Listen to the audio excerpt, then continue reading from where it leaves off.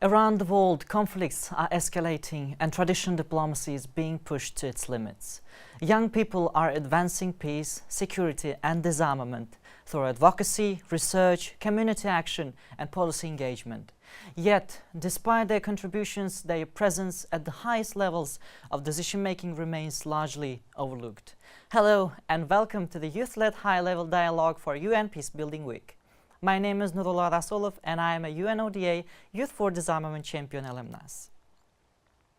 It is my pleasure to moderate today's discussion from the United Nations headquarters in New York. We are marking UN Peacebuilding Week 2026 at a time for urgent action as the international community seeks to build a more resilient and peaceful world. Today's dialogue, celebrating youth inclusion in peace, security and disarmament, focuses on one of the driving forces being that resilience, young people. Globally, young people are not merely passive observers, they are active peace builders. From grassroots advocacy to cutting-edge research and community mobilization, youth are already transforming the peace and security landscape. Nevertheless, a critical gap lies in shifting from symbolic consultation to sustained, structured and accountable youth engagement. To unpack this vital issue, I am joined in the UN studio by two distinguished leaders, His Excellency Ambassador Jihoon, the Permanent Representative of the Republic of Korea to the United Nations, and Ms. Izumi Nakamitsu, and the Secretary General and High Representative for Disarmament Affairs. Welcome to the studio. Thank you. Thank you. Let's start with core of the issue. Why is meaningful youth participation essential for advancing peace, security and disarmament today? Ambassador Cha, let's start with you.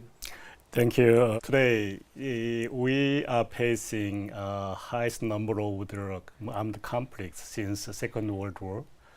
And the new challenges to the international peace and security becoming more complex, interconnected.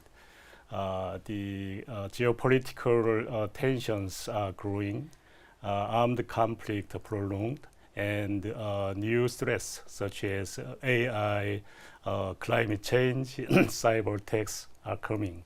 In this context, participation of young generation is indispensable. Young generations, young people, among those who are profoundly affected by the armed conflicts, they are not only the victim of the armed conflict, but also bears lots of diverse hardships caused by the armed conflict, such as eruption of the education, losing job opportunity, displacement, such like this. So, and also young generation will inherit the consequences of the armed conflict and solutions created today. So young people are the key stakeholders of advancing peace and security and disarmament.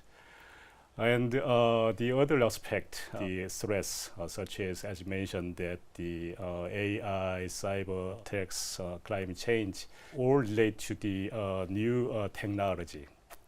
Young generation, which is basically digital people, are capable to provide their fresh ideas and expertise to address this kind of new challenges. So it is both imperative, moral imperative, and also strategic necessity for the young generation to participate in the advancing the safety and security and disarmament.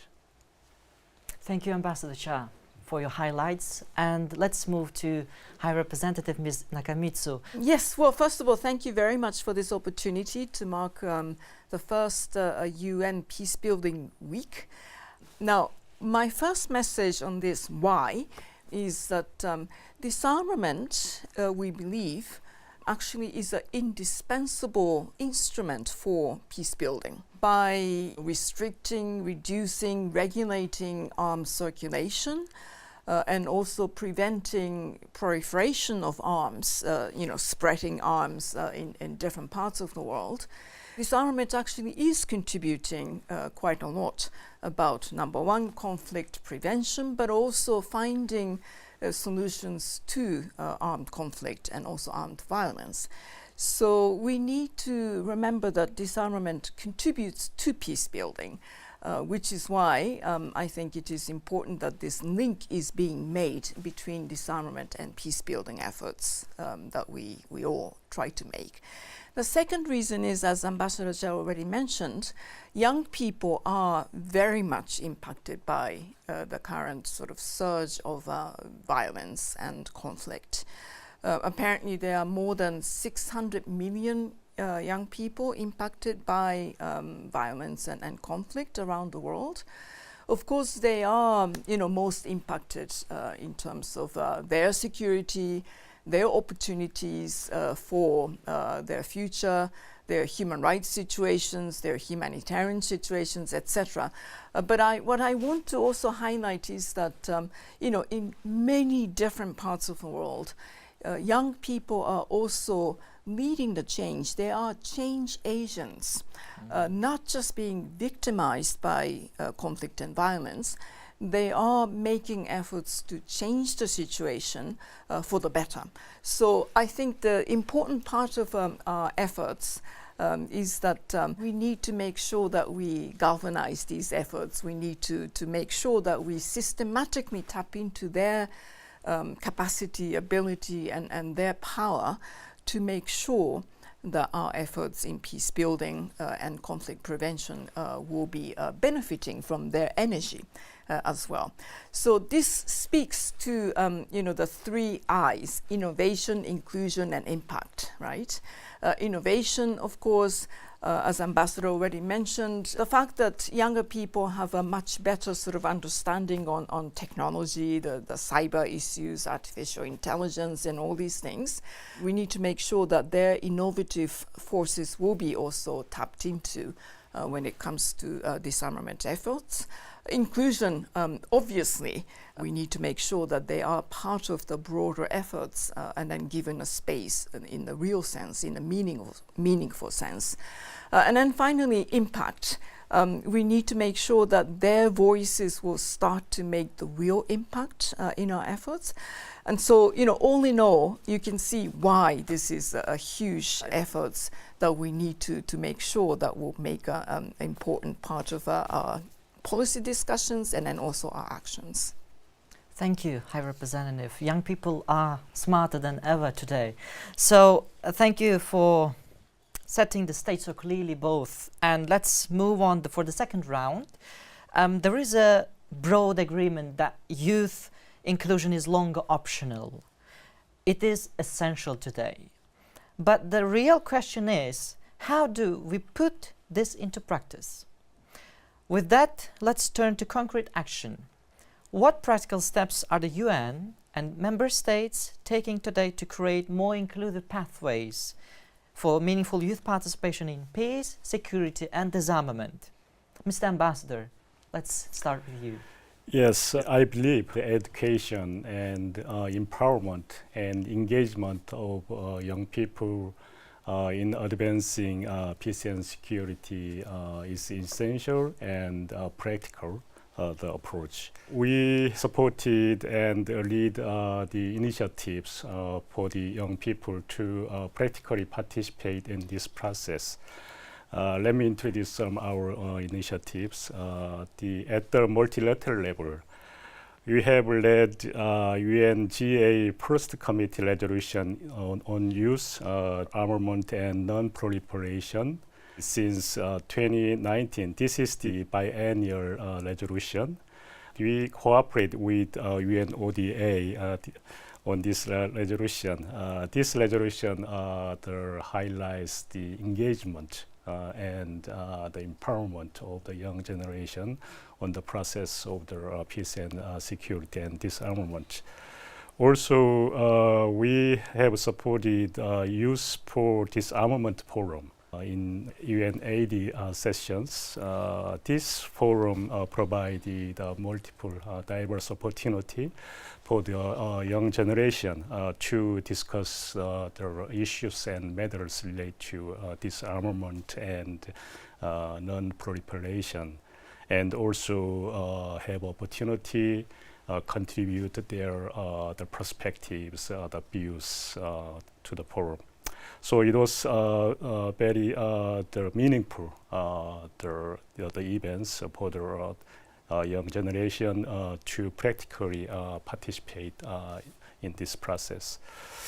At the national level, we operated Korean Youth Envoy for Disarmament and Non-Proliferation program since 2023. During this program, our younger the Koreans can exchange their views and perspectives on disarmament and the non-proliferation. I know that young people have much interest other than disarmament or the non-proliferation issue, but certainly this forum can attract young generations' the attentions. Also, they deepen through this the forum. They can deepen their understanding the existing issues, especially the new challenges to peace and security, such as the AI in, as you mentioned, that in military domain and cyber attacks, the climate changes, why climate changes contribute to the armed conflict in certain areas like this. So through this kind of initiative, we believe that we continue to this kind of the practical the initiative approach to provide the ample opportunities for the young people to understand and participate in peace and security process. Thank you, Ambassador Cha. Let's move from leadership of member states to institutionalized programs, Ms. High Representative.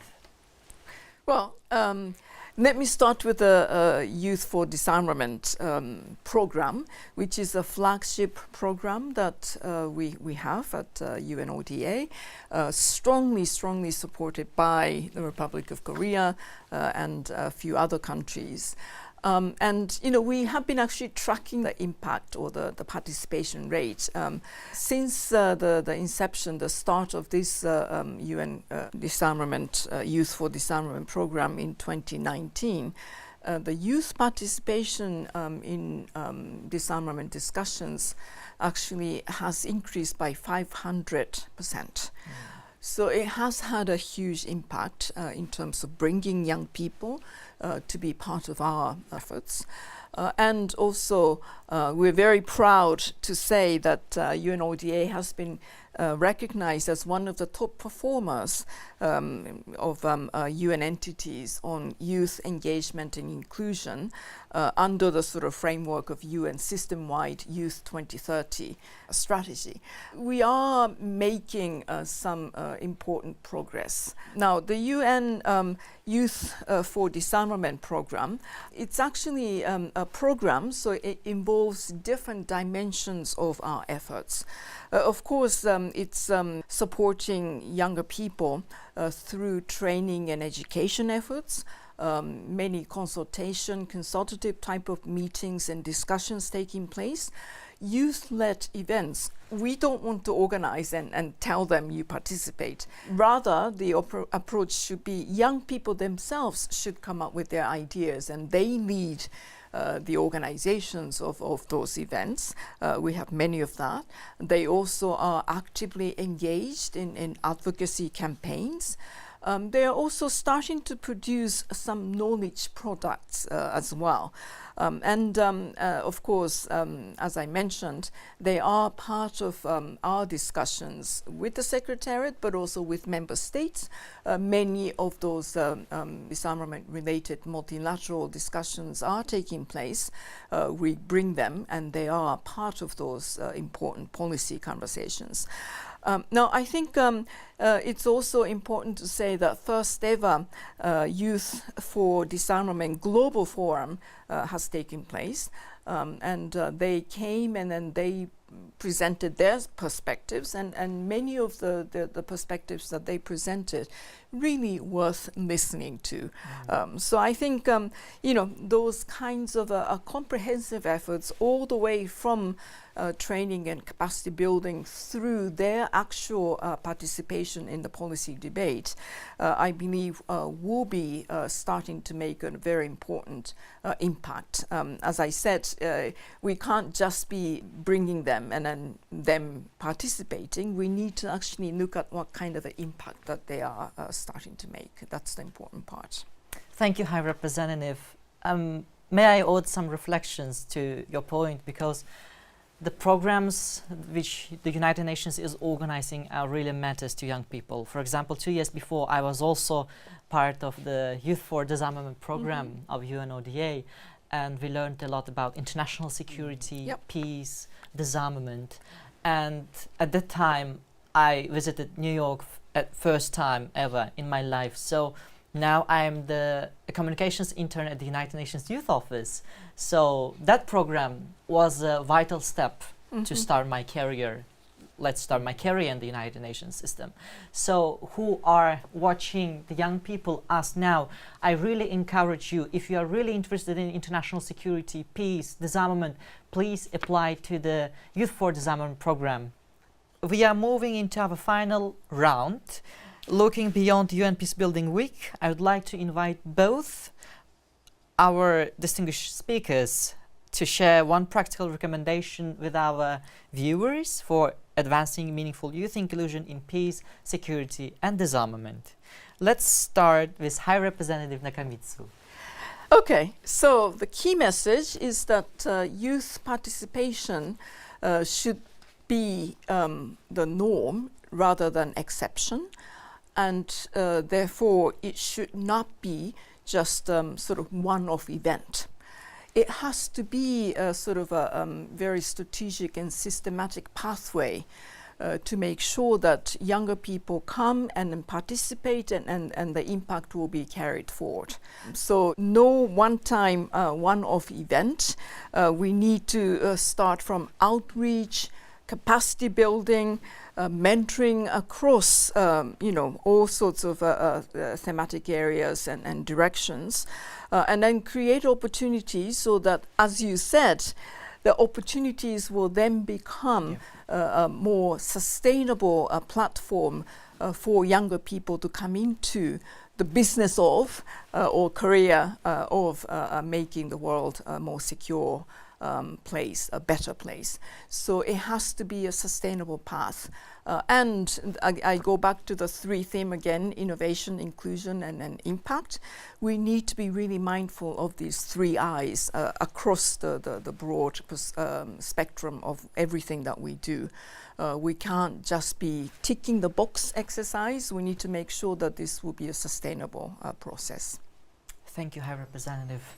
Ambassador? I'd like to say the invest in young people. Investment in young people is investment in our future, the better future, the peaceful and safer the future. As we talk today, the challenges we are facing regarding the peace and security is becoming the more complex, interconnecting, and also there are new type of challenges continue to evolve. So we have to face with this kind of complexity and changes. So young generation who has to take the responsibility for the future, next generation, should be well prepared and fully equipped with the knowledge and capability, perspective. So again, education and empowerment and engagement of young generation in advancing this the peace and security, not only relevant but also indispensable. Thank you. Thank you both, Excellencies, for those concrete recommendations. And the takeaway from today's high-level dialogue is clear. Advancing youth inclusion is not just about giving young people a voice. It's about creating actual pathways, resources, and trust for them to lead. To achieve sustainable peace and security, we must turn global commitments into concrete action on the ground. As this youth-led dialogue, convened by UNODA, comes to a close, my sincere thanks go to our distinguished speakers for their meaningful contributions and leadership, and our two viewers around the world for joining us. Until our next time, take care yourselves and your loved ones. Goodbye. Thank you. Thank you.